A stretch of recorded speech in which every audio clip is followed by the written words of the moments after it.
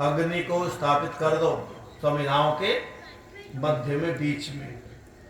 और आपने कहा प्रभु आप सबके आधार हैं। कितनी ऊंची बात कही आपने। आप सबके आधार हैं और सब में व्यापक हैं, इसीलिए आप सब सुख स्वरूप हैं। भगवान कैसे हैं जी? सुख स्वरूप है कि दुख स्वरूप? भगवान है सुख स्वरूप। किस लिए? क्योंकि वो सबके आधार हैं और सब में व्यापक हैं। जो चीज सबके लिए होती है वो वहां दुख पैदा करती है कि दुख सुख? एक चीज को यदि हम बराबर बांटे तो सभी सुखी रहेंगे, और 19-20 करें या किसी को छिपा लें किसी से, किसी को ना दें किसी को दे दें, तो वहां वैमनस्यता पैदा होगी नहीं होगी? तो इसीलिए भगवान जो है वो सुख स्वरूप इसलिए है क्योंकि वो सबके आधार है और सब में व्यापक है, सब स्थिति है, और उनका ज्ञान भी सबों के लिए है। जैसे सूर्य का प्रकाश किसी एक व्यक्ति के लिए कि सबों के लिए? सबों के लिए। जब सूरज निकलता है, अभी जैसे धुंध पड़ी हुई है, ठंडी है, जब सूरज निकलेगा तो अच्छा लगेगा कि बुरा? सबको लगेगा नहीं। इसी प्रकार से आप सुख स्वरूप है, वह परमेश्वर इस संसार के लिए बृहत्व के कारण आकाश के समान है। आकाश कितना बड़ा है जी? आकाश को नापा किसी ने? पृथ्वी को तो नाप लिया होगा, जल की गहराई को नाप लिया होगा, लेकिन आकाश, आकाश तो आकाश है। भगवान की तुलना की कि आप बड़ाई में, बड़प्पन में आकाश बृहत्व में बड़ा ऐसे हैं, बोले आकाश के समान, और फैलाव में कण पृथ्वी के समान। और यहाँ वेदपाल जी ने कहा हे भगवान, यह जो पृथ्वी है ना, यह देवताओं का यज्ञ स्थान है। क्यों जी? यह पृथ्वी क्या है? देवताओं का यज्ञ स्थान है। इस पर सब देवता क्या करते हैं? यज्ञ करते हैं। मैं इसकी पीठ पर, किसकी पीठ पर? इस पृथ्वी पर जो भुवन की नाभि है, इस भुवन की नाभि क्या है? यज्ञ कुंड। इसकी पीठ पर खाने योग्य अन्न की प्राप्ति के लिए, खाने योग्य अन्न की प्राप्ति के लिए भौतिक हव्य खाने वाली अग्नि को स्थापित करता हूं। मैं इसकी पीठ पर हव्य खाने वाली भौतिक अग्नि को क्या करता हूं? स्थापित करता हूं। तो ये अग्नि क्या खाएगी? क्यों जी? अग्नि को क्या खिलाऊं मैं? हव्य, हव्य खिलाओगे ना। जो आप जो खाने योग्य अन्न की प्राप्ति के लिए इसकी पीठ पर हव्य खाने वाली भौतिक अग्नि को स्थापित करता हूं। तो जो आपके खाने योग्य है अग्नि को वही खिलाना चाहिए कि नहीं? और जो आपके खाने योग्य नहीं है वो अग्नि को नहीं खिलाना चाहिए। अर्थात अग्नि में हम अच्छे अच्छे पदार्थों को हूत करें जो सुगंधित हो, रोग नाशक हो और पुष्टि प्रदान करने वाले हों। इस बात का हम ध्यान रखें, क्योंकि जब आप यज्ञ करके भोजन करते हैं तो वो भोजन आपके खाने के योग्य होता है, और यदि आपने बगैर यज्ञ के भोजन किया तो यहाँ स्पष्ट उल्लेख है कि वो अन्न भी खाने के योग्य नहीं होता। तो इसीलिए प्रत्येक व्यक्ति को ये नियम बना लेना चाहिए कि हम वेद की आज्ञा का पालन करें और हमें अपने परिवार में, घर में प्रतिदिन यज्ञ करना चाहिए। तद उपरांत यह समझे कि वह भोजन आप खाने के योग्य हुआ है। जैसे किसी धार्मिक अनुष्ठान में आप लोग देखते होंगे, ये कि पहले खिला करके खाते हैं। अतिथि घर में आ जाए, पहले आप खाओगे कि अतिथियों को खिलाएंगे? वो भी तो यज्ञ है। वो कौन सा यज्ञ है? अतिथि यज्ञ। घर में माता पिता बड़े बुजुर्ग हैं, पहले उनको खिलाओगे कि आप खाओगे? वो भी पितृयज्ञ है। क्यों जी? तो इसी प्रकार से ये जो पृथ्वी है, जो देवताओं का यज्ञ स्थान है, आप इसकी पीठ पर जो अग्नि स्थापित करते हैं वो इसलिए करते हैं कि मेरे लिए जो अन्न है वो खाने के योग्य हो जाए। सीधा ठीक है जी। और यदि बगैर यज्ञ के हम भोजन करते हैं तो आज के समय में जितना भी ये वातावरण बना हुआ है, कष्ट का, दुख का, रोग का, शोक का, उसका परिणाम कहीं यही है कि हमारे घरों से, हमारे परिवारों से यज्ञ क्या हो गए हैं? विलुप्त हो गए हैं, समाप्त हो गए हैं। हमने उस विधा को छोड़ दिया। क्यों? जब आप आहुति देते हैं, इससे आपका साकल्य और ये पुष्टिदायक पदार्थ सरल होते हैं, इनकी रासायनिक क्रिया होकर के अणु में परिवर्तित होते हैं। फिर इसको कौन लेता है? अग्नि। अग्नि इसको पचाता है। पचाने का काम कौन करता है? अग्नि करता है। चाहे वो जठराग्नि के रूप में उदर में रहा हो और चाहे इस भौतिक अग्नि के रूप में यज्ञ कुंड में जल रहा हो। तो इसमें जो पदार्थ आपने डाले हैं, यदि अग्नि नहीं होगी तो पदार्थ जलेंगे क्या? ये तो आपका सौभाग्य था कि अग्नि इस प्रकार से जलती रहेगी, पदार्थ भी सूक्ष्म होते रहे।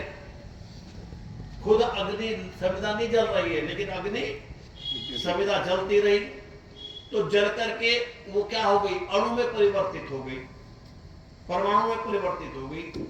और वो किसको दे दिया? अग्नि ने दूत को दे दिया। और दूत कौन है वेदपाल जी? वायु। वायु।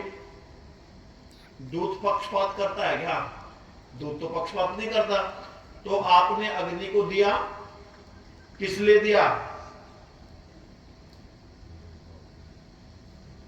आपने किस लिए दिया? बोले लेने के लिए। बड़े चालाक हो ना। आपने किस लिए दिया? लेने के लिए। और अग्नि ने किस लिए लिया? देने के लिए। ये एक दूसरे का तालमेल है।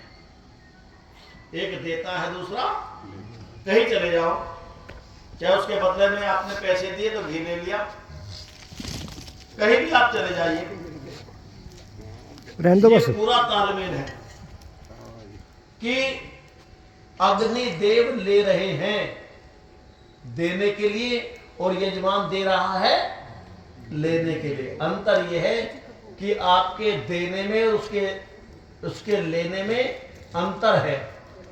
आप जितना देते हैं उससे 1000 गुना बढ़ा करके वो देता है, क्योंकि उसका नाम ही देव है। जितना लिया उतना दिया, तो क्या दिया? ये तो पड़ोसी का उधार ही चुकाया ना। 2 पूड़े लेने देने हुए पड़ोसी के, लेकिन जो अग्नि को आपने दिया, अग्नि ने उसको 1000 गुना से भी ज्यादा बढ़ा करके आपको दिया, इसीलिए वो देव है। ठीक है जी। तो फिर इसने वायु को दे दिया और वायु ने अंतरिक्ष में बांट दिया, और ये फिर अंतरिक्ष में होता हुआ द्यू में चला गया, द्यू से सूर्य में चला गया, सूर्य से चंद्रमा में चला गया, चंद्रमा से वनस्पति में चला गया, और वनस्पतियों से आपके आहार बन गया, और आपके आहार से आपका मन बन गया, और आपके मन से आपका व्यवहार बन गया, और आपके व्यवहार से ही आपके जीवन में जीवन की कला या सुख दुख आ गया। हमारे जीवन का महत्वपूर्ण जो एक अंग है वो है प्राण। क्यों जी आत्मा जी? जीवन में सबसे महत्वपूर्ण हमारा क्या है? प्राण। ये क्या है? ये आत्मा का सखा है। अगर आत्मा नहीं है, इस यज्ञ से प्राण पुष्ट होता कि नहीं होता? और प्राण के बगैर हम रह नहीं सकते। तो ये मन जो है, ये जो प्राण है, ये क्या है? आत्मा का सखा। और ये मन आत्मा का पुत्र, ये मन क्या है? आत्मा का पुत्र है। जैसा आत्मा कहे वैसा मन माने तो सब कुछ ठीक, और जैसा आत्मा कहे और मन न माने तो कैसा होता है जी? गड़बड़ है नहीं गड़बड़? जैसे कोई पिता अपने पुत्र को कहे, कोई दुनिया का बाप ऐसा है जो अपने पुत्र को गलत लाइन पर लगाता हो? खुद गलत लाइन पर लग सकता है, लेकिन पिता अपने बेटे को गलत लाइन पर न लगाता और न लगा हुआ देखना चाहता। ये ऐसा रिश्ता है पिता पुत्र का। तो आत्मा का पुत्र मन और आत्मा का सखा प्राण। मन सारे विचारों को संग्रह करके लाता है, संकल्प विकल्प करता रहता है। तो इसी प्रकार से उससे हम क्या होते हैं फिर? उस संकल्प, वो संकल्प हमारा किसके साथ जुड़ जाता है? बोले आत्मा के साथ में। और आत्मा से जो ज्ञान आना प्राण हो जाता है, वही संकल्प आप, वो संकल्प ही आपके जीवन में आपका संबल बनता है आगे पहुंचाने के लिए। क्योंकि वो संकल्प किसके साथ में जुड़ गया? आत्मा के साथ जुड़ गया, चेतना के साथ में जुड़ गया। और जहां चेतना के साथ में जुड़ जाता है, वो ऐसी स्थिति, वो ऐसी पावर के साथ में जुड़ गया जिसको कोई नष्ट, फिर आपके संकल्प को कोई नष्ट कर देगा? क्या है किसी की ताकत? आत्मा को तक आप आत्मा को नष्ट कर सकते हो? आप इस शरीर को तो कर सकते हो, और वो भी दिखावे में। परमात्मा की व्यवस्था में यदि और पीछे जाकर के देखेंगे तो शरीर को भी आप नष्ट नहीं कर सकते, क्योंकि वो जहां से आया वहां चला जाएगा, परमाणु में चला जाएगा। परमाणु को नष्ट कर दो, मैं नहीं कर सकते ना। इसी प्रकार से वो संकल्प जब आत्मा में चला जाता है तो वो संकल्प व्यक्ति का निश्चित रूप से पूरा हो जाता है।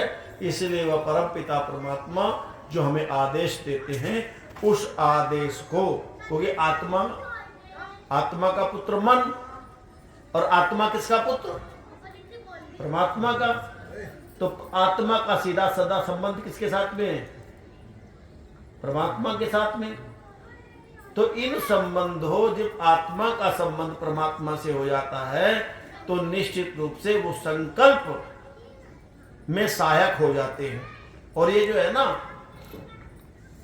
ये यज्ञकुंड में जो आहुति लगाते हैं आप, ये तो एक प्रकार का आप इंटरनेट समझिए। जैसे आप टेलीफोन पर भेज देते हैं ना कोई शब्द, आप यहाँ बैठे, एक व्यक्ति अमेरिका में बैठा है, वो दिखाई तो नहीं रहा आपको, लेकिन आपके शब्द से उसे प्रसन्नता भी हो रही है। उसको जैसा आपने बोला वैसे अनुभव करेगा। आपने कुछ बोल दिया तो उसके अंदर क्या होगा? वही प्रतिक्रिया होगी। और आपने अच्छा सकारात्मक बोला तो उसके चेहरे पर प्रसन्नता होगी। तो उस यंत्र के माध्यम से गया, ये भी यंत्र है।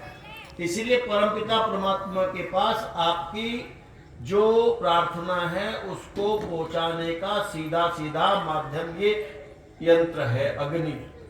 तो इसीलिए इस अग्नि को अपने जीवन में कभी भी शांत नहीं होने देना चाहिए। संकल्प भी वेदपाल जी अग्नि है, आपका संकल्प ही तो है। आपके संकल्प के साथ देखो ये अग्नि कैसी जलती रही। कभी जीवन में इतनी गीली संविदा जली? हाँ, नहीं जली ना। तो इसी प्रकार से आइए हम संकल्प लेंगे, कृत संकल्प लें, कृत संकल्प हो कि अपने जीवन में हम कभी भी यज्ञ को न छोड़े, यज्ञ का परित्याग न करें, क्योंकि वो परमात्मा कण कण में है, सुख स्वरूप है। तो निश्चित रूप से मैं आपसे यही निवेदन करता हूँ। नमस्ते बेटा, खुश रहो, शुभ।